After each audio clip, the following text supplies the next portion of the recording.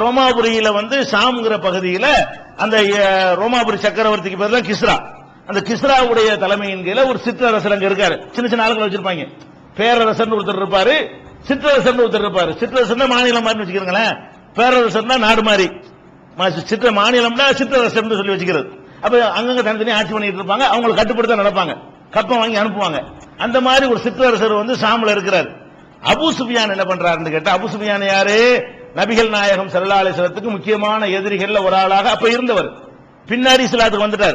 இந்த முஆவியாவுடைய தகப்பனார், முஆவியா ஆட்சி பண்ணாங்க இல்லையா, அவங்க தகப்பனார் நம்ம யஸீத்னு கேள்வி, அவங்களுடைய தாத்தா. இஸ்லாத்துல முதல்ல ஆரம்பத்தில் கடுமையா எதிரியா இருந்து பிறகு இஸ்லாத்தை ஏற்றுக்கொண்டவர் யாரு? அபூ சுஃபியான். அவர் எதிரியா இருக்கிற காலத்துல ஒரு வியாபார கூட்டத்தோட ஷாமுக்கு போறார். வியாபார பொருள்கள் ஏத்திக்கிட்டு சிரியாவுக்கு போய் விற்பனை செய்ய போறார். அப்ப இந்த கிஸ்ராவும் வந்திருக்கிறார். ரோமாபுரில இருந்து எங்க வந்திருக்கிறாரு? அவருடைய ஆளுகையில உள்ள ஷாம்ல எப்படி நிர்வாகம் நடக்குன்னு பாக்குறதுக்காக வேண்டி வந்திருக்கிறார். என்ன பண்றாரு, இந்த மாதிரி ஏதோ இந்த பக்கத்துல மக்காவுல யாரோ வந்திருக்காராம்லப்பா, இந்த பகுதியில பக்கத்துல ஏதோ புதுசு புதுசா என்னமோ சொல்றாராம்ல, அதை பத்தி ஏதாவது உங்களுக்கு டீட்டெயில் தெரியுமா? அவருக்கு கேள்விப்பட்டு இங்க வந்து கேட்கிறாரு, என்னமோ ஒரு ஆள் வந்திருக்காரான்னு. அப்ப இந்த அங்க இருந்து யாராவது தெரிஞ்சாங்கன்னா புடிச்சிட்டு வா அப்படிங்கிறாரு. அந்த ஊர்க்காரங்க வேணா இந்த பக்கம் சுத்தி தெரிஞ்சாங்கன்னா என்ன செய்ய, அங்க வியாபாரத்துல போயிட்டு இருந்தாங்கன்னா அது மாதிரி ஆளுக்கு தென்பட்டா என்ற கொண்டு வாங்கன்ற உடனே இவங்க போறாங்க. யாரு? அபூ சுஃபியான் தலைமையில் உள்ள வியாபார கூட்டம் வந்த உடனே, வாங்க உங்களை தான் தேடிக்கிட்டு இருக்கிறோம்னு சொல்லி அவருக்கு முன்னாடி போய் நிப்பாட்டிடுறாங்க. யார்கிட்ட? கிஸ்ராட்ட நிப்பாட்டிடுறாங்க. இது ஸ்டார்டிங் நேரம், இஸ்லாத்தினுடைய ஆரம்ப நேரம், துவக்க நேரம். அப்ப அவர் கேட்கிறாரு, அபூ சுஃபியான் கேட்கிறாரு, அவர் நிறைய புடிலாம் வச்சு கேட்கிறாரு, நீ அந்த மனிதருக்கு சொந்தக்கார ஆள் யாரும் உள்ள அப்படின்னு கேட்கிறாரு. நான் தான் சொல்லி அபூ சுஃபியான் சொல்றாரு. அந்த ஒரே குடும்பத்தை சேர்ந்த நெருக்கமான உறவினர்கள். அப்ப அவரை கொண்டா வச்சுட்டு பின்னாடி மத்தாவெல்லாம் நிப்பாட்டிடுறாரு. நிப்பாட்டிட்டு, நான் ஒவ்வொரு கேள்வியா கேட்பேன், நீ கரெக்டா பதில் சொல்லணும். இந்த அபூ சுஃபியான் தப்பா சொன்னாருன்னு வைங்க, பிந்தி இருக்கிற ஆளுக்கு தப்புன்னு சொல்லி தொலைச்சு போடுவேன். அவர் பொய்யா சொன்னாருன்னா பொய்ன்னு எனக்கு சொல்லி போடணும், உண்மையை சொன்னா நீங்க பேசாம மௌனமா இருக்கணும் எச்சரிக்கை எல்லாம் பண்ணிட்டு அபூ சுஃபியான் விவரத்தை கேட்கிறாரு. அது அபூ சுஃபியான் சொல்றாரு, இந்த மாதிரி ஒரு பண்ணலன்னா நான் பாட்டு பொய்யை விட்டு அடிச்சிருப்பேன், பின்னாடி நிறைய செக் வச்சு அவர் அபூ சுஃபியான் பின்னாடி சொல்றாரு. இஸ்லாத்துக்கு வந்த பிறகு சொல்றாரு, அன்னைக்கு கேட்டார கிஸ்ரா கேட்டார, அப்பவே விட்டு ரசூலுல்லாஹ் பத்தி கண்ணாபின்னு சொல்ல நினைச்சேன், ஆனா இந்த ஆள் என்னை முன்னாடி வச்சு மற்றவங்க எல்லாம் பின்னாடி வச்சு முகத்தை கூட பார்க்க முடியாம சிக்னலும் கொடுக்க இயலாது. இவர் சொன்னது பொய்ன்னு கத்திரணும், இல்லாட்டி இவர்கிட்ட தப்பிக்க முடியாது. இந்த மாதிரிலாம் பண்ணதுனால நான் கேட்டதுக்கெல்லாம் பட்டு பட்டுன்னு உள்ளதான் சொன்னேன், ஒண்ணுமே செய்யலன்னு சொல்லிட்டு மட்டும் கேட்கிறாரு. அவர் வேற வேற கேள்வி எல்லாம் கேட்கிறாரு. அது இந்த தலைப்புக்கு தேவையில்லாத கேள்வி. அவருடைய குடும்பம் எப்படி, பாரம்பரியம் எப்படி, அவர் குடும்பத்தில் யாராவது இந்த மாதிரி ஆட்சியாளர்கள் இருந்திருக்கிறாங்களா, வேற யாராவது அவங்க குடும்பத்தில் நபின்னு வாதிட்டு இருக்கிறாங்களான்னு இப்படி பல விஷயங்கள் கேட்கிறாரு. மேட்ரு என்னன்னு கேட்டா, சரி அவர் என்ன உங்களுக்கு சொல்றாரு சொல்லுங்க, இதெல்லாம் அவருடைய கேரக்டர் விட்டுருங்க அப்படின்னு சொல்லி அவர் கேட்கிறாரு. மாதா அமருக்கும், உங்களுக்கு அவர் என்ன சொல்றாரு, எதுக்காக அவரை எதிர்க்கிறீங்க, அவர் உங்கள்ட்ட வைக்கிற மெசேஜ் என்ன அப்படின்னு கேட்கிறாங்க. அப்ப அபூ சுஃபியான் சொல்றாரு, யகூலு உபுதுல்லாஹ வஹதஹு வலா துஷ்ரிகு பிஹி ஷையா, அல்லாஹ் மட்டும் வணங்குங்க, வேற யாரையும் வணங்காதீங்க. அவனுக்கு அவர் சொல்லக்கூடிய மெசேஜ் அல்லாஹ் மட்டும் வணங்குங்கன்னு சொல்றாரு. அவனுக்கு யாரையும் இணை வைக்காதீர்கள் ஒன்னு சொல்றாரு. ரெண்டாவது சொல்றாரு, ஒத்தருக்கும் ஆயக்கூல் ஆபாவுக்கும், உங்கள் முன்னோர்கள் சொல்வதெல்லாம் நீங்க விட்டுருங்க, சிந்திங்க, அப்ப சொன்னா பாட்டம் சொன்னான்னு பேசாதீங்க என்று இந்த முகமது சொல்லுகிறார். அதே மாதிரி யஅமுருனா பிஸலாத்தி வ ஸகாத்தி வ ஸித்கி, தொலை சொல்றாரு, ஜகாத் கொடுக்க சொல்றாரு, உண்மை பேசுங்கன்னு சொல்றாரு. ஒல் அஃபாஃபி, துவக்கத்திலேயே மானத்தோடையும் மரியாதையோடும் வாழணும், சுயமரியாதை விடக்கூடாது. இதெல்லாம் காப்பி சுயமரியாதை எடுத்து பேசுறாங்களே. சுயமரியாதை துவக்க பிரச்சாரத்தில் எதை ஆரம்பிக்கிறாங்க? முதல்ல மனுஷனுக்கு வேண்டிய மான மரியாதை, மானத்தை விட்டுறாங்க நீ அப்படின்னு சொல்லிட்டு என்ன செய்யறாங்க? ஒல் அஃபாபி ஒசிலா, சொந்தக்காரங்களை சேர்ந்து வாழுமாறும், சுயமரியாதையோடு மானத்தோடு வாழுமாறும், உண்மை சொல்லுமாறும், தொழுமாறும், ஜக்காத்து கொடுக்குமாறும் கட்டளை இடுறாரு. முன்னோர்கள் சொல்றதை விட சொல்றாரு. அல்லாஹ் மட்டும் வணங்குங்க, இணை கற்பிக்காதீங்கன்னு சொல்றாரு. இவ்வளவுதான் மொத்தமே அபூ சுஃபியான் சொன்னது. அவர் சொல்ற மேட்டர் இவ்வளவுதாங்கிறார். அப்ப அந்த துவக்கத்துல ஸ்டார்டிங்ல ரசூலுல்லாஹ் எடுத்து வச்ச மேட்டர் என்னது? இந்த வணக்கத்துக்கு அடுத்து எடுத்து பாத்தீங்கன்னா மானம் தான் வருது.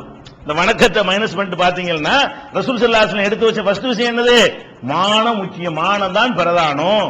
மானத்துக்கு என்ன மானம் கட்டவனா இருக்கான்னு சொல்ற மாதிரி ஒரு முஸ்லீம் நடக்க கூடாது. இதெல்லாம் எங்க அப்படி நடக்கிறான்னு பார்த்தா காசெல்லாம் நடக்கலாம். நிறைய விஷயங்கள்ல மானம் கட்டு போறான், அதெல்லாம் 10% இருக்கலாம்.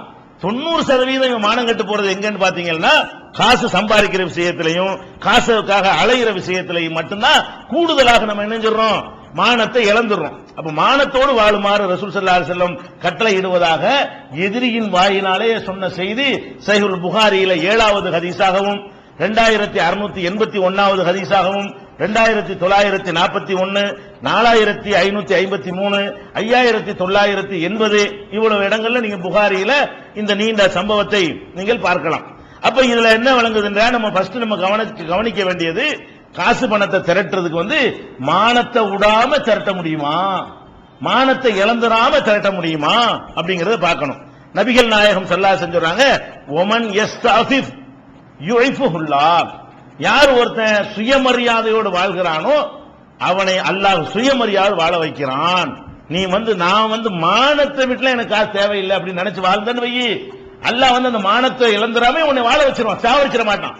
நீ மானத்தோடு வாழ்வது என்று முடிவெடுத்தால் உன்னை மானத்தோட வாழ செய்வான்.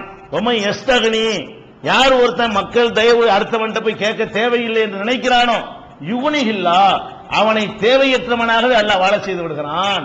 நாம் போய் அடுத்த கையெந்த எவன்ட்ட கேட்க முடியாது அப்படின்னு இருந்தேன்னு வை, அதனால செத்து போயிட மாட்டார். அதுக்கு தகுந்த மாதிரி உனக்கு தந்துருவான், அதுக்கு தகுந்த மாதிரி உன்னை வாழ செய்து விடுவான் என்று நபிகள் நாயகம் ஸல்லல்லாஹு அலைஹி வஸல்லம் சொன்ன ஒரு அறிவுரை புகாரியில 1428வது ஹதீஸ்ல இருக்கிறது. அதே மாதிரி ரசூல் ஸல்லல்லாஹு அலைஹி வஸல்லம் அவங்கள்ட்ட ஒரு கூட்டத்தார் வர்றாங்க, என்ன செய்யறாங்க, அல்லாஹ்வுடைய தூதரே பைத்துல் மால்ல இருந்து அள்ளி தாங்கன்னு கேட்கறாங்க. ரசூல் ஸல்லல்லாஹு அலைஹி வஸல்லம் என்ன செய்யறாங்க, அந்த மாதிரி கஜானாவுல அள்ளி கொடுக்கறன்னு அப்படித்தான் கொடுப்பாங்க, அள்ளி கொடுக்கறாங்க. ஏதாவது வந்தா 2 கூட்டத்தை எடுத்துட்டு போடுவாங்க. அப்படி கஜானா அவங்க தனக்கு தான் எடுத்துக்கொள்ளலே தவிர கஜானாவெல்லாம் ரொம்ப கஷ்டமாவெல்லாம் இல்ல, கஜானால செழிப்பா தான் இருந்தது. அப்ப கேட்டாங்க, ஃபஅதாஹும், ரசூலுல்லாஹ் அவங்களுக்கு கொடுக்கறாங்க. கேட்டவனு கொடுத்துட்டாங்களா, வாங்கிட்டு போக வேண்டியதானே, இன்னும் கொஞ்சம் தாங்களேங்கிறாங்க. வந்தாங்க கேட்கறாங்க, ரசூலுல்லாஹ் கொடுத்துட்டாங்க.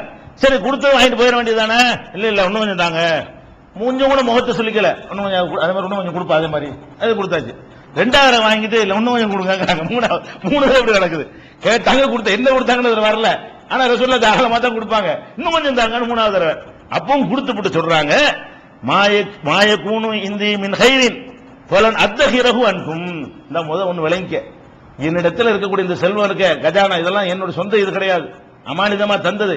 இதுல எந்த ஒன்றையும் நான் எனக்கு எடுத்துக்கிற மாட்டேன், ஏப்பா அலையிறீங்க, நானா வச்சுக்கிற போறேன், இதுல உள்ள எந்த ஒன்றையும் எனக்காக எடுத்துக்கொள்ளக்கூடியவன் நான் இல்லை அப்படின்னு சொல்லிட்டு சொல்றாங்க. ஒமை யஸ்தாஃபிஃப், யார் ஒருத்தன் மானத்தோடு கேட்கிற, ஒரு தடவை கேட்ட அது தப்பு, 2வது கேட்டு 3வது கேட்டு இந்த பணத்தை கொடுக்கறாண்டவன கொடுக்காட்டி தந்தது வாங்கிட்டு போயிருவான்.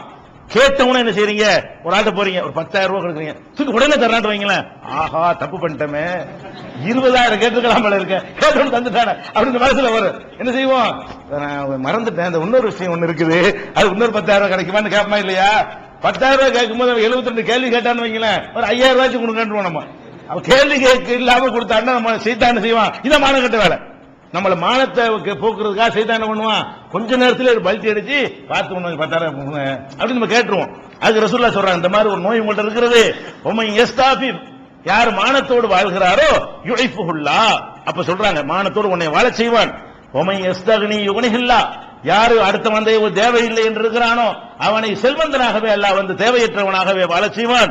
உமையத்த சப்பர், இந்த மாதிரி வறுமை கஷ்டம் வரும் பொழுது மனுஷன்ட்ட இறக்கி வைக்க மாட்டேன்னு சொல்லி சபுராக சகித்துக் கொண்டு இருக்கிறானோ அவனை சகிப்புத்தன்மை உள்ளவனாகவே என்ன செய்வான், அல்லாஹ் ஆக்கி விடுவான்னு சொல்லிட்டு சொல்றாங்க. ஒமா உறுத்திய அகதுன் அதான் கைரன் அவுசா மின சபரி, எந்த ஒரு மனிதனும் இந்த கஷ்டங்களை சகித்துக் கொள்ளுதல் இருக்குத, இதுக்கு நிகரான பாக்கியம் கிடையாது, கொடுக்கப்பட்டது கிடையாது. ரசூல் ஸல்லல்லாஹு அலைஹி வஸல்லம் அவர்களுக்கு காசு அல்லாஹ் கொடுக்காவிட்டால் கூட எதை கொடுத்தான், எந்த கஷ்டம் வந்தாலும் மனிதன்ட்ட நான் இறக்கி வைக்க மாட்டேன், அதுலயே நான் சகித்துக் கொண்டு வாழ்வேன், நமக்கு உள்ளது இவ்வளவுதான், இதுல நான் வாழ்ந்து காட்டுறேன் அப்படின்னு இருந்தா இதுக்கு ஈடான இதுக்கு நிகரான ஒரு பாக்கியம் இல்லை. இதான் மனுஷனுக்கு கிடைக்கிற பாக்கியத்திலே பெரும் பாக்கியம். இந்த தன்மை நமக்கு இருக்குதா, இந்த தன்மை என்னத்தை அல்லாஹ் கொடுக்கிறானோ அதை சகித்துக் கொண்டு வாழ்வது, என்ன கஷ்டத்தை அல்லாஹ் தர்றானோ அதையே பொருந்தி கொண்டு வாழ்வது நம்ம வந்துட்டோம்னா நம்மளுக்கு பெரிய கிஃப்ட் தந்துட்டான்னு அர்த்தம். காசு தர்றது கிஃப்ட் இல்லை, இது கிஃப்ட். இப்படி இருந்தா அவனை ஈமானை விடமாட்டிய, இந்த தன்மை வந்துருச்சுன்னா ஈமான் நம்மகிட்ட போகுமா, தற்கொலை பண்ணுவோமா, வேற மாதிரி ஹராமல ஈடுபடுவோமா? சகிச்சு கொண்டால் எதுக்குங்க ஹராம செய்யறோம்? சகித்துக் கொள்ளுதல் வரமாட்டேங்குது. என்ன சகித்துக் கொள்ளுது? அடிச்சா சகிச்சுக்கிறது, திட்டினா சகிச்சுக்க நினைச்சிட்டு இருக்கிறோம், அல்லாத சகிக்க மாட்டேங்கிறோம். சகித்தலுக்கு நம்மள்ட்ட எது வருது? ஒருத்தன் நம்ம திட்டாண்டு வைங்களேன், அவனா சகிச்சுட்டு போயிடுறான், அதுல சகிப்பாரு. ஒருத்தன் பேசினான்னு வைங்களேன், அது சகிச்சுக்கிறாரு. எதுல சகிக்கணும்? உன் இறைவன் உனக்கு ட்ரீட்மெண்ட் தரான், அதையும் சகிச்சுக்கிற மாட்டேங்கிற. இறைவன் உனக்கு இவ்வளவுதான் போட்டிருக்கானா, சரி அல்ல அவ்வளவுதாங்க, அவ்வளவு நான் சகிச்சுக்கிறேங்க அப்படின்னு இல்லாம, நான் என் மானத்தை விலையா கொடுத்து கூட நான் என்ன செய்வேன், பணத்தை தேட வேண்டும் போன. அது எப்படி? இந்த சம்பவம் புகாரியில 6470வது ஹதீஸ்லையும் 1469வது ஹதீஸ்லையும் இருக்கிறது. அதே மாதிரி ஒரு சஹாபி பாருங்க, ஹக்கீம் இப்னு ஹிஸாம் அப்படின்னு ஒரு சஹாபி. இவர் என்ன செய்யறாருன்னு கேட்டா, இந்த கூட்டம் செஞ்ச மாதிரி அவரும்